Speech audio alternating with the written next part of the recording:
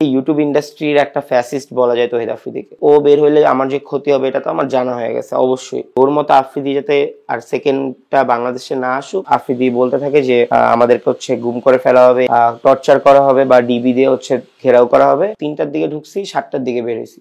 তো অনবরত আমাকে হচ্ছে থাপ্পড় মারা হইতেছে, অনেকভাবে প্রেশারাইজড করা হইতেছে। 2023-এর 8 ডিসেম্বর আমার এক বড় ভাই, উনিও ইউটিউবার, আরএস ফাহিম চৌধুরী, ওনার বিয়ে ছিল। ওই দিন রাতের কাহিনী, আমরা বরযাত্রা নিয়ে হচ্ছে বাসায় আসছি, মানে বউ নিয়ে আর কি এলাকায় আসছি, এরকম একটা টাইমিং ছিল। তো ওই টাইমে বাসার নিচে অনেকগুলা গাড়ি ছিল, সো অনেক চিপা রাস্তা ছিল, রাত প্রায় 2টা-2:30 বাজতেছিল। তো আর বাকি যেই বিয়েতে খাবারগুলো বেঁচে গিয়েছিল ওটা হচ্ছে আমরা একটা পিক আপে দিয়ে মানে সবকিছু একটা এতিমখানায় পাঠিয়ে দিতেছিলাম। তো এমন টাইমে কেউ ছিল না, নিচে আমি ছিলাম। তো একটা গাড়ি আসছে, এসে হচ্ছে অনেক হর্ন দিচ্ছে। তো আমি বললাম আপনার বাসা কি এখানে? এখানে তো কোনো পার্কিং সিস্টেম নাই গাড়ি। তো বলতেছে যে আমার বাসা যেখানে, মানে আমার সাথে অনেক খারাপ বিহেভ করে। তো আমি তো আর তাকে চিনতে পারি নাই, তো আমিও তার সাথে অনেক তর্কে জড়ায় যাই।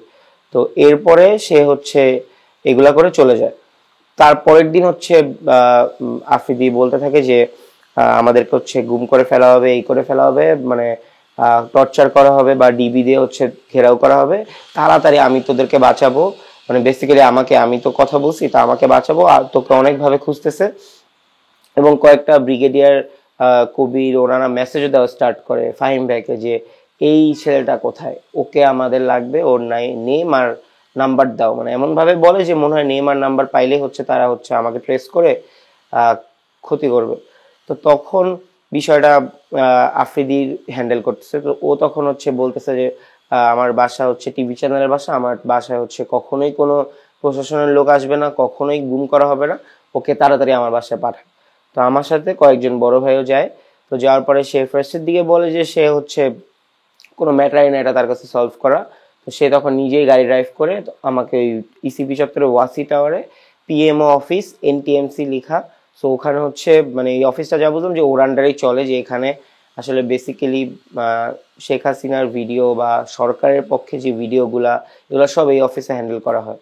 তো ওইখানে নিয়ে যাওয়ার পরে হচ্ছে জিজ্ঞেস করা হয় যে ওকে নিয়ে কোথায় বসবো। তো তখন ওই ব্রিগেডিয়ার বলে যে রেড রুমে। তখন বলছে আল্লাহ, রেড রুম? না না, মানে ও নিজেই অনেক প্যানিক খেয়ে গেছে, মানে আমাকে ভয় দেখাইতেছে অনেক। তো সাথে আমার 2-3 জনও ছিল। তো ওইখানে যাওয়ার পরে দেখলাম 2টা চেয়ার আর পাশে একটা সোফার মতো, আর কোনো কিছু নাই, পুরা রুমটাই আসলে রেড কালারের মতো ছিল। অ্যান্ড যখন এখানে বসলাম তখন বলতেছে এখানে অনেক বড় বড় এমপি মন্ত্রীরা এসে মাইর খেয়ে যায়। তো এমন টাইমে আফ্রিদি তার কাছে একটা সিগারেট চায়, একজন ব্রিগেডিয়ারের কাছে। তো সে পায়ের উপর পা তুলে সিগারেট ধরায়, তারপর হচ্ছে সে নিজেই একটার পর একটা কথা বলতেছে। ওখানে কেউই আমার উপর আসলে ক্ষিপ্ত ছিল না, সবাই হচ্ছে ওখানে অনেক বড় বড় পর্যায়ে ছিল। এবং হচ্ছে আমাকে মানে প্রায় আমরা 3টার দিকে ঢুকছি, 7টার দিকে বের হয়েছি। তো অনবরত আমাকে হচ্ছে থাপ্পড় মারা হইতেছে, অনেকভাবে প্রেশারাইজড করা হইতেছে, তুই আর কি কি করস। বাট আমি বুদ্ধি করে হচ্ছে ফোনটা আমার ওর গাড়িতে ফালাই দিয়ে আসছিলাম, যে আমি জানি এখন আমার ফোন ঘেটে ঘেটে হয়তো ট্রাই করবে অনেক কিছু বের করার। সো আমি ফোনটা, তখন আমার ফোনও সে খুঁজে, তখন বুঝলাম যে আসলে পুরো ঘটনাটা ওর সাজানো।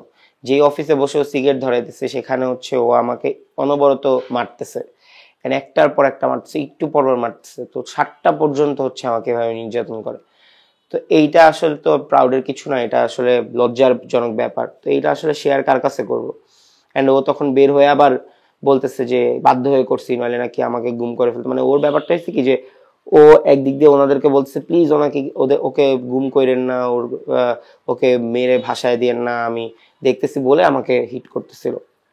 এন্ড সারা রাত এরকম চলে। তো তারপর আসলে আর বেসিক্যালি ওর যে এগুলা অ্যাক্টিভিটিস, এগুলা পুরো ওপেন সিক্রেট। ওর টিম মেম্বার থেকে স্টার্ট করে আশেপাশের মানুষের সাথে, সবার সাথে কিন্তু ওরকম করে আসছে। ইভেন প্রত্যয় হিরণ যে ছিল ইউটিউবার, উনিও কিন্তু স্ট্যাটাস দিছে যে আজকে বাপ বেটা দুইজনই তোরা জেল খাটতেছিস, আমাকে ডিবিতে 1 মাস জেল খাটাইছিলি। সো সবই কিন্তু আস্তে আস্তে বের হয়ে আসতেছে, কেউই কিন্তু মুখ খুলে নেই। 5 আগস্টের আগেও কিন্তু জুলাই গণ অভ্যুত্থানে ওই বিল্ডিংটাতে, ওই যে ওয়াসি টাওয়ার পিএম অফিস, ওখানেই কিন্তু সব ইনফ্লুয়েন্সারদেরকে ডেকে ও কিন্তু টাকা দিছিল, সবাইকে একটা খাম দিছিল। পরবর্তীতে যত টাকা লাগবে ও দিবে বলছিল, এটা কিন্তু সব ইনফ্লুয়েন্সাররা বলছে।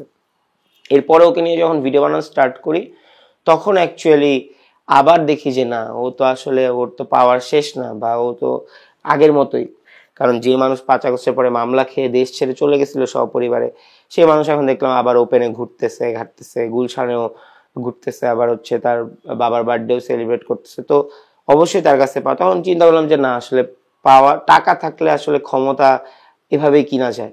তো এরপরে আর এটা নিয়ে মুখ খুলে নেই। যখন রাহি বলে দিছে অ্যান্ড ইলিয়াস ভাই ইন্টারভিউতেও আমাকে নেওয়া হয় রাহি বলাতেই, তখন চিন্তা করলাম মানুষ যেহেতু জেনে গেছে, তো আমি আসলে এটাই চাই যে ওর মতো আফ্রিদি যাতে আর সেকেন্ডটা বাংলাদেশে না আসুক, আর সবাই যাতে আসলে মুখ খুলুক, কেউ যাতে মুখ না খুলুক। এরকম যেমন মানুষ এখন বলতেছে যে ভাই এত বছর পর মুখ খুলতেছেন, আপনাকে সাংবাদিকরা টাকা দিতেছে না, কে টাকা দিচ্ছে? ভাই আমাকে মানে মাইর খাইছি আমি, এটা আমি টাকা নিয়ে কেন বলবো? এটা প্রাউডের কিছু না, বাট ওর যে অ্যাক্টিভিটিস গুলো, এটার একটা সাক্ষী আমি, একটা ভুক্তভোগী আমি। যে আন্দোলনের সময় আমি যখন আন্দোলন করে ছবি আপলোড দিছি, ওইটা নিয়েও আমার কাছে বিচার আসছে যে আমার এক বড় ভাইকে বলছে ওর কিন্তু কল্লা ফালা দিব, কোন সাহসে আন্দোলনে নামলো, কোন সাহসে আপলোড দিল, বা তারপর বাসায় আমি থাকতে পারি নাই। তো আমি এটাই বলবো যে আমাদেরকে গালিগালাজ না করে, আমাদেরকে বাজে বাজে উল্টাপাল্টা ব্লেম না দিয়ে আপনারা একটু স্টাডি করেন, কিছু কারো বিরুদ্ধে কিছু বলার আগে একটু দেখেন যে ব্যাপারগুলো সত্যি কিনা। কারণ আমার তো মানে ও ও বের হইলে আমার যে ক্ষতি হবে এটা তো আমার জানা হয়ে গেছে অবশ্যই। কারণ ও আমার সাথে যেটা করছে, আমি এখন যে সবার সামনে বলে দিছি, ও বের হয়ে ওর অনেক টাকা, ও আমার একটা ক্ষতি করে ফেলবে। বাট এই জন্য যে আমি মুখ বন্ধ করে বসে থাকবো কতদিন আর, এটা সবাই জানে। তাই চেষ্টা করতেছি যে সবাইকে ক্লিয়ার করার যে ব্যাপারটা, ঘটনাটা সত্য, এবং ও অনেকের সাথে করে আসছে, অনেক ইনফ্লুয়েন্সারদের সাথে করে আসছে, এবং ওর সব টিম মেম্বাররাও এটার সাথে জড়িত বলতে সরি, সব টিম মেম্বাররা আর কি ভুক্তভোগী। দেখেন ওর সাথে কিন্তু কেউ নাই, ওর ব্যাপারে ওরা একটা টিমমেট এসে যে বলবে যে না আফ্রিদি ভাই এমন না, ওরা মিথ্যা, কেউ নাই, সবার সাথে ও সেম অ্যাক্টিভিটিস করছে। ওর যে এত বড় টিম, ওর টিমমেটস একটাও দেখবেন ওর সাথে নাই, সবার সাথে ওরকম জুলুম করছে। এইটাই চাই যে ওর মতো আফ্রিদি আর যাতে না আসুক। এইটাই ইউটিউবারদের কাছে একটি আতঙ্কের নাম, আমি যেটা মনে করি। যেমন আজাইরা লিমিটেড আমার খুব ফেভারিট একটা চ্যানেল ছিল, এটাকেও যখন ডিস্ট্রয় করে দেয়, যখন এই চ্যানেলের খুব ফেভারিট ক্যারেক্টারগুলা প্রত্যয় হিরোন, তারপর আরো 2-1জনকে যখন অ্যারেস্ট করা হয়, খুবই লজ্জা লাগে, খুবই খারাপ লাগে যে এটা তো আসলে হওয়া উচিত ছিল না। কারণ 1xBet এর প্রমোশন তো সবাই করতেছে। আসলে এই যে ইউটিউব ইন্ডাস্ট্রির একটা ফ্যাসিস্ট বলা যায় তহিদ আফ্রিদিকে। সব ইউটিউব ইন্ডাস্ট্রি দেখেন, আজকে জুলাইতে এতগুলা প্রাণ কিন্তু যাইতো না যদি না সালমান মুক্তাদির ভাইয়ের মতো সবাই একসাথে আন্দোলনে পার্টিসিপেট করতে পারে না, একমাত্র কিন্তু আফ্রিদির জন্য। যখন দেখছি ইনফ্লুয়েন্সাররা পোস্ট দিতেছে, আফ্রিদি ওদেরকে কল দিয়ে বলছে এইগুলা কি করতেছো, এখন সব জামাত শিবির, কেন পোস্ট দিতেছোস?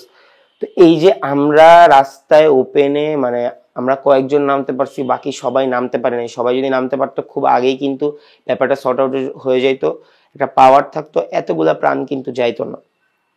এইভাবেই আর কি, যেমন ক্রিকেটটাও পলিটিক্যাল ধ্বংস করতেছে, পলিটিক্যাল ইস্যু, সেম এই ইউটিউব ইন্ডাস্ট্রিটা না এই যে আফ্রিদির মতো কিছু মানুষের জন্য আসলে নষ্ট হয়েছে। এবং আমরা মানুষদেরকে ইনফ্লুয়েন্স করতে পারি নাই যে আমরা নামছি, আসলে এটা আমরা ওইভাবে প্রকাশ করতে পারি নাই। সালমান ভাই যেমন একটা ব্যাকগ্রাউন্ডে ডিফেন্স ফ্যামিলি, তাকে ক্ষতি করাটা খুব কষ্টের ছিল আফ্রিদির কাছে, সো তার কোনো ভয় নাই। সেম আমাদের ফ্যামিলি ব্যাকগ্রাউন্ড আসলে, যেমন আমার বাবা নেই, সো দ্যাটস ওয়াই হয়তো আমি ভয় ভীতি পেয়ে আন্দোলন করছি, সবকিছু ছবি ভিডিও, বাট ওইভাবে যে সবাইকে ডাক দিব এরকম অনেক ইউটিউবাররাই আফ্রিদির জন্য পারে নাই। তহিদ আফ্রিদির সাথে আসলে দেখেন আমাদের যেমন সম্পর্ক ভালো ছিল, এই যেই কাহিনীটা বললাম, সেই দিন তার আগের দিনই কিন্তু ফাহিম ভাইয়ের বিয়ে ছিল, ওই দিন কিন্তু আফ্রিদি আসছিল, আমার সাথে সম্পর্ক ভালো। বাট ও কেন আমার সাথে এটা করলো, এটার রেজাল্ট হচ্ছে যে দেখ আমার পাওয়ারটা জাস্ট দেখাইলো অন্য ইউটিউবারদেরকেও। কারণ সবাইকে তো বলে দিচ্ছে, ও তো ভিডিও করে রাখছে মারছে যে, সো ওইটার ভিডিও তো পিছন থেকে ও একজন অ্যাসিস্ট্যান্ট দিয়ে করে রাখছে, ওইটা তো সবাইকে দেখায়, সেটা তো আমি শুনছি। তো ও দেখাচ্ছে ওর একটা প্রাউড অ্যান্ড সক্ষতা, বলতে কি সক্ষতা, ও হচ্ছে ক্ষমতার অপব্যবহার করছে।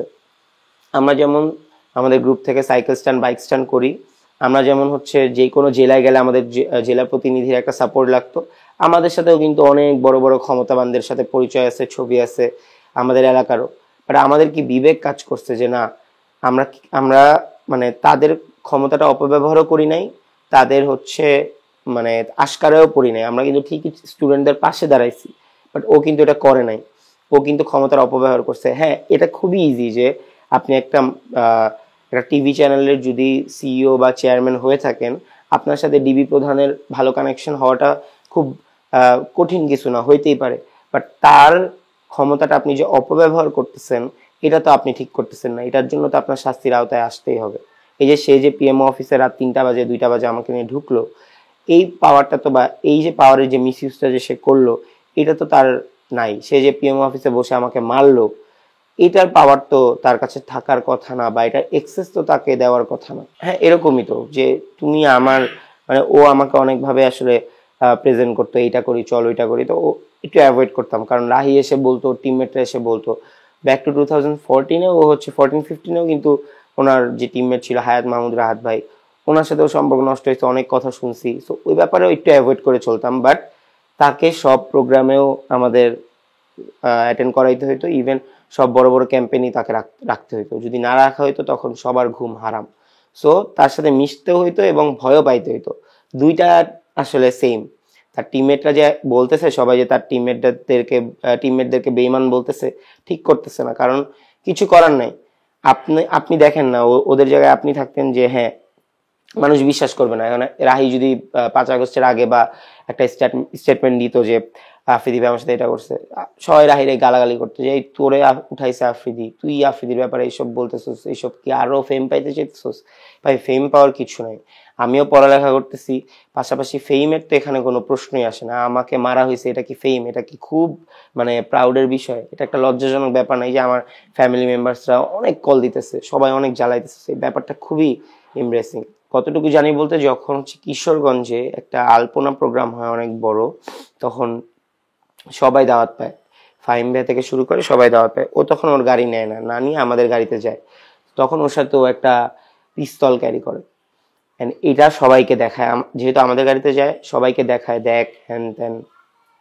তো এরপরে আরো কিছু কথা আমাদেরকে বলে যে আমার বাবার আর্মসের বিজনেস, এগুলা ও পুরো নিজে থেকে ও নিজেই বলে সবাইকে, এমন না যে আমরা বের করছি, ও নিজেই বলে।